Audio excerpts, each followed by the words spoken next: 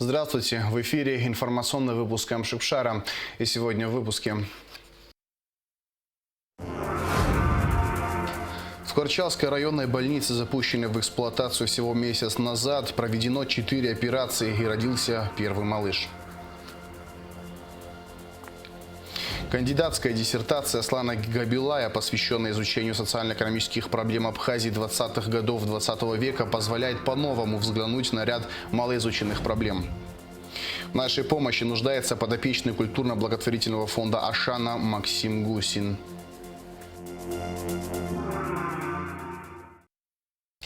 Прошел почти месяц с момента официального открытия нового здания Ткварчалской районной больницы. Здесь уже проведено 4 операции и родился первый малыш. Больных COVID-19 принимают в инфекционном отделении. В медучреждении также созданы условия для прохождения реабилитации постковидных пациентов. Из Ткварчала репортаж Гугусы Вардания.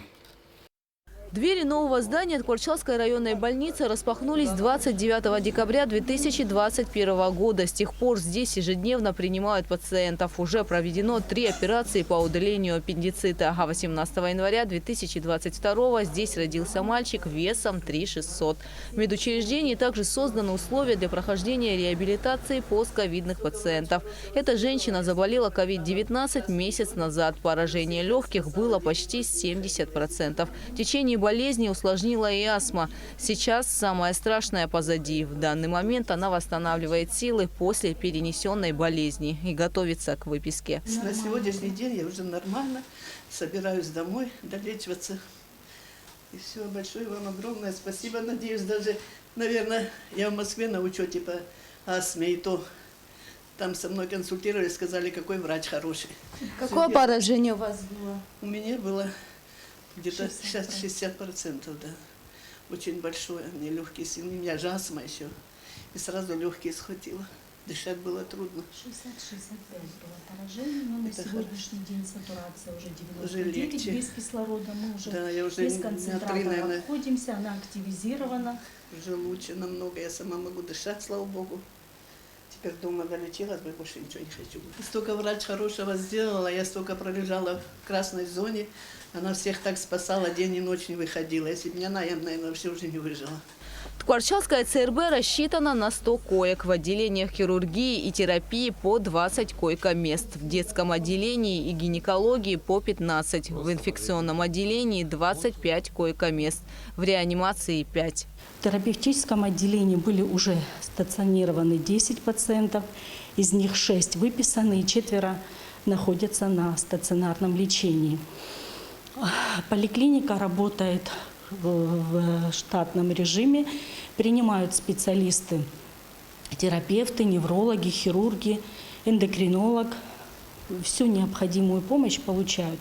А также у нас в поликлинике УЗИ-аппарат, доктор, который вчера на приеме на УЗИ-обследовании были более 25 пациентов. Планируется открыть кабинет эндоскопии, фиброгастроскоп, который будет установлен. И наши пациенты будут проходить обследование фиброгастроскопию, не выезжая за пределы города.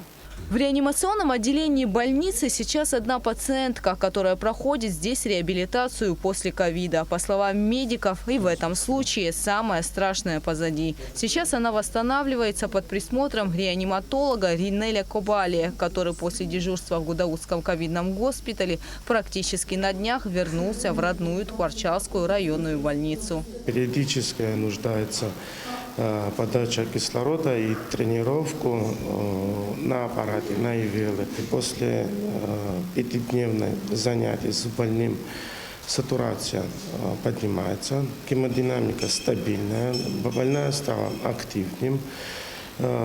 Упражнения, которые нами заданы, она исполняет это все. И на данном ситуации гемодинамика идет на лучшую сторону. Помогаем друг другу по ковиду. А в данном ситуации тут один нахожусь и фактически 24 часа курирую за этим больным. Уже 4 сутки вообще не выходя с больницы, здесь нахожусь. Кварчалской ЦРБ принимают пациентов эндокринологи, гинекологи, терапевты, стоматологи и открыт кабинет офтальмолога, который оснащен новейшим оборудованием. Аппарат с манипулятором, вот офтальмологический флас для проведения магнитотерапии, для лечения косоглазия. То есть наши детки не будут выезжать за пределы, а будут тут на месте проходить обследование и лечение. Доктор Конжария Мерия Викторовна, которая приняла большое участие в заказе этого оборудования, и все по заказу к нам прибыло. Теперь остается только принимать и работать. В больнице ощущается нехватка педиатров и врачей на станции скорой помощи. Детское отделение, оно не укомплектовано, так как нет врача-педиатра, соответственно, среднего и младшего медперсонала мы не можем набрать, пока не будет доктора.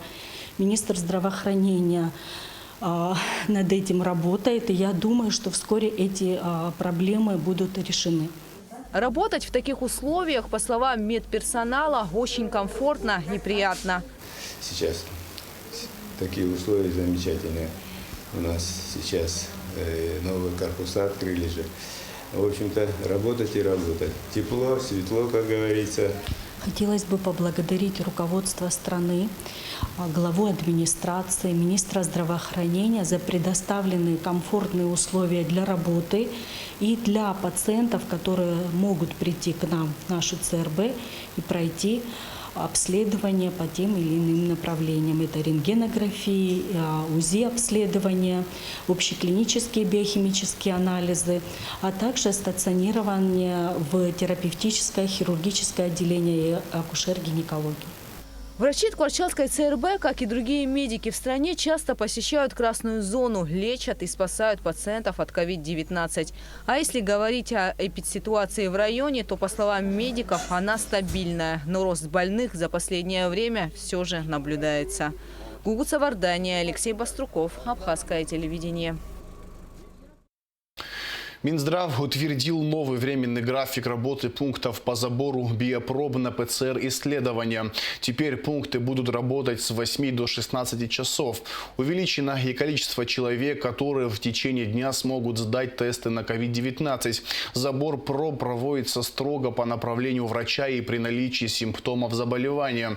Исключается повторное исследование от 2 до 5 дней у лиц без проявлений заболевания. В Сухуми действуют 3 пункта по забору биопроб на COVID-19. В инфекционной больнице, в Новом районе, в Сухумской городской детской поликлинике, только для детского населения. Также пункты забора биопроб на ПЦР-исследования работают при всех районных больницах. ПЦР-исследования, как и прежде, проводятся бесплатно.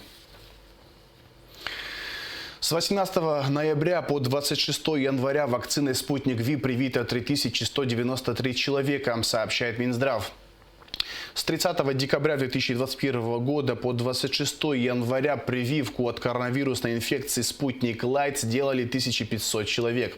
С начала пандемии COVID-19 препаратом «Спутник Лайт» вакцинировано 6929 человек. За весь период пандемии в Абхазии вакцинировано 16 622 человека. Новую партию российского препарата «Спутник Лайт» Минздрав Абхазии получит в ближайшее время.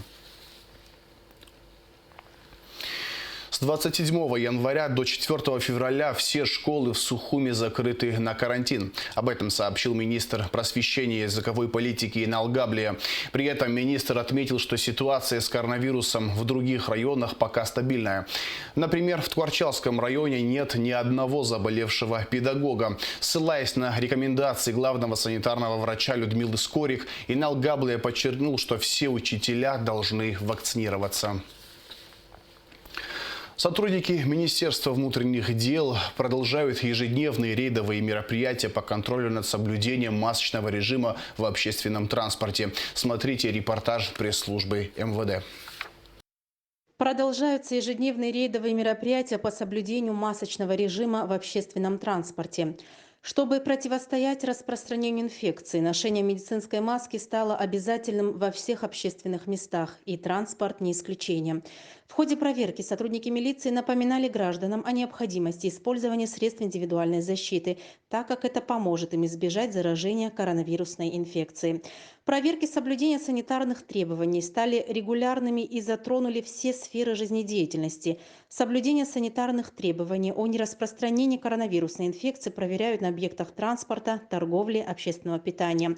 Работа МВД Республики Абхазия ведется согласно действующему распоряжению президента о мерах по защите населения Республики Абхазия от коронавирусной инфекции COVID-19, принятой 24 января 2022 года. 26 января Центральной избирательной комиссии Абхазии зарегистрировано 12 инициативных групп по выдвижению кандидатов в депутаты Народного собрания. Гогия Димур Русланович по избирательному округу номер 28, Пилия Бадрик Игоревич по избирательному округу номер 15, Думава Хына Владимирович по избирательному округу номер 3, Лакоба Аслан Султанович по избирательному округу номер 17, Оторба Олег Игоревич по избирательному округу номер 20, Корчава Беслан Георгиевич по избирательному округу номер 7, Агарба Дауд Валентинович по избирательному округу номер 12, Маршания Дмитрий Александрович по избирательному округу номер 6, Арчелия Алексей Алексеевич по избирательному округу номер 7, Смыр Натали Викторовна по избирательному округу номер 21, Кчач Алмаз Алмазбеевич по избирательному округу номер 11, Лакирбая Леонид Иванович по избирательному округу номер 18. Всего на данный момент зарегистрированы 71 инициативная группа и 5 политических партий.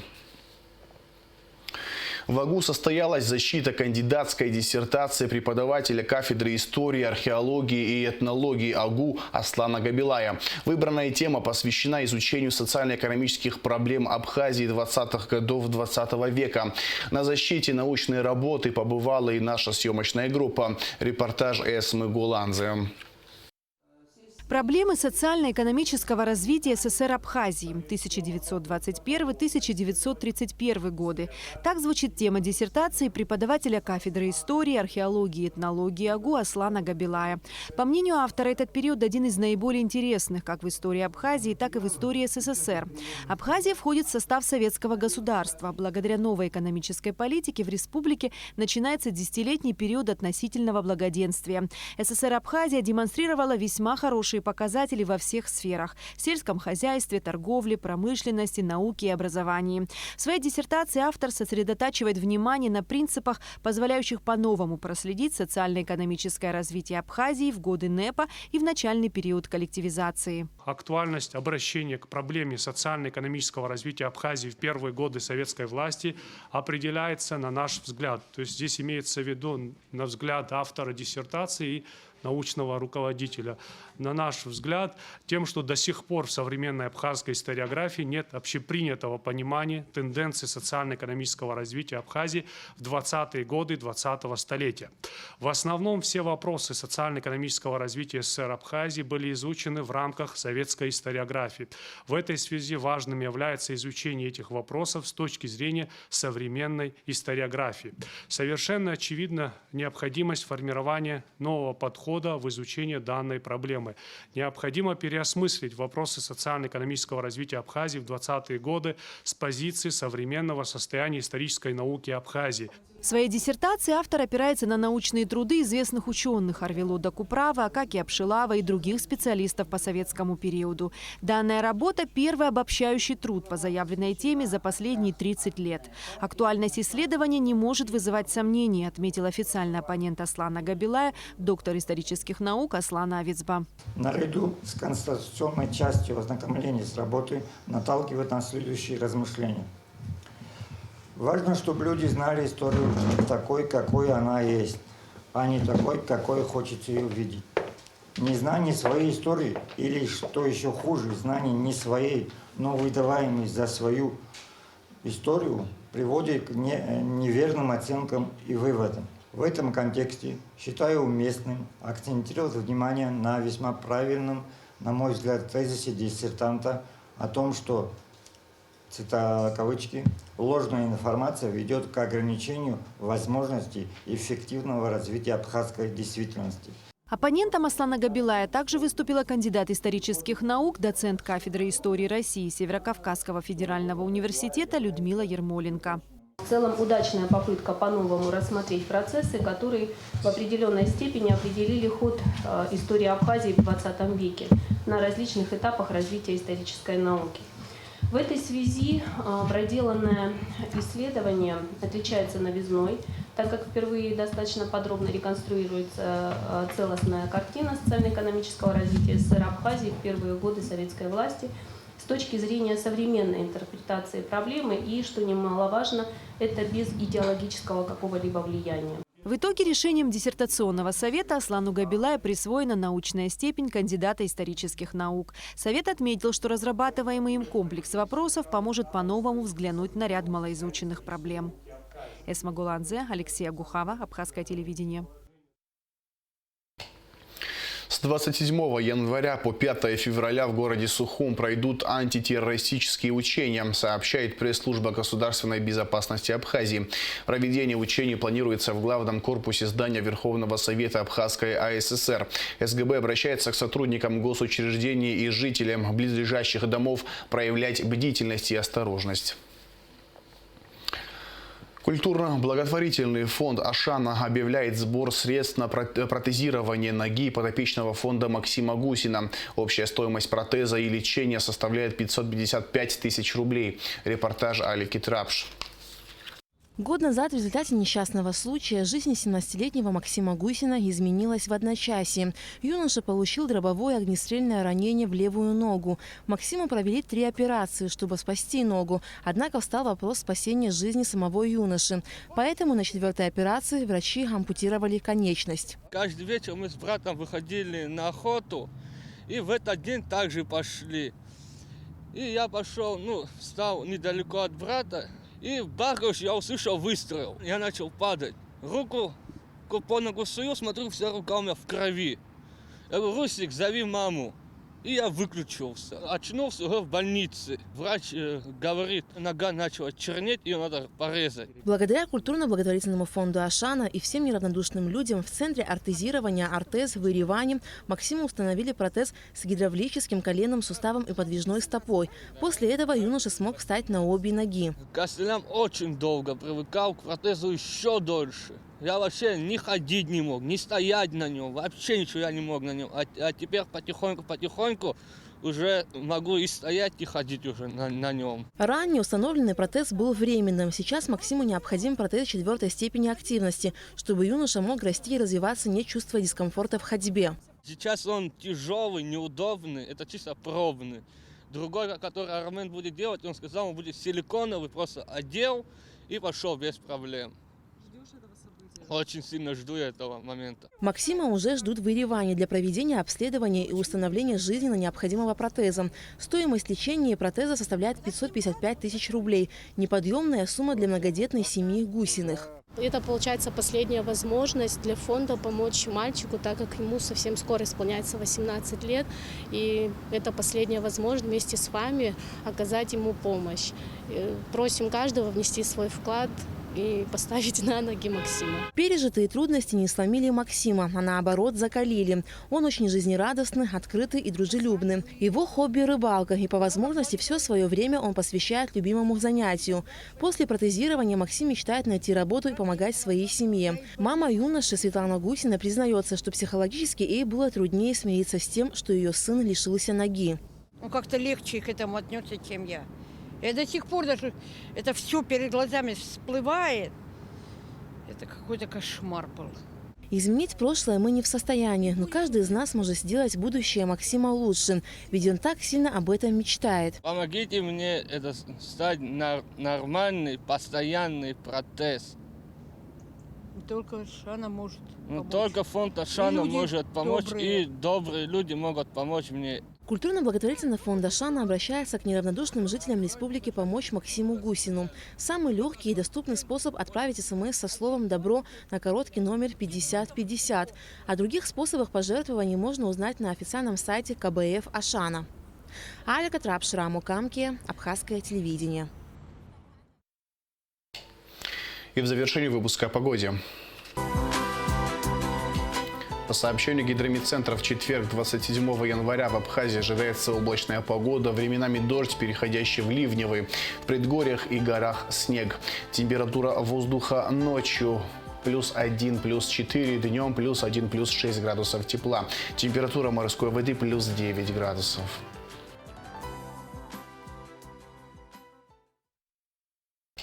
На этом информационный выпуск Амши Ушара подошел к концу. Всего хорошего. До свидания.